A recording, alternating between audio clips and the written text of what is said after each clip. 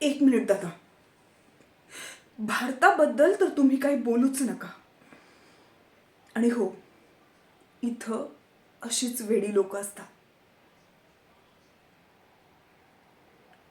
आणि तुमच्यासारखे एक दोन जरी इथून निघून गेले ना, तरी काही फरक नाही पडत या देशाला. अरे, आणि तुम्ही जे आत्ता जे 13व्याचं नाटक करताय ना, ते आधी बंद करा.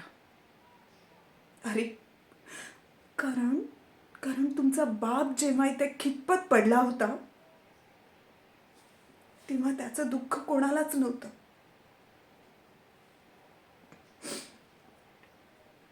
तुमचे फोटो पाहत राहायचा सारखा तुमचा बाप. म्हणायचा, हा माझा अंशू, ही माझी चिनू. आणि आणि तुम्ही किती हुशार हे समजावून सांगायचे आम्हाला. लक्षात ठेवा, जसं पेराल तेच उगवणार.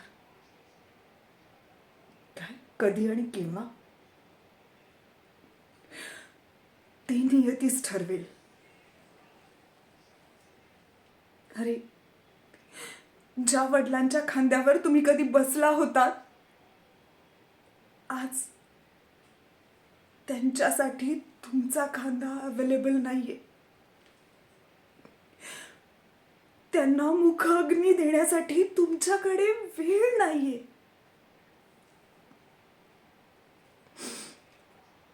हा अंतिम संस्कार तुमच्या वडिलांचा नाही,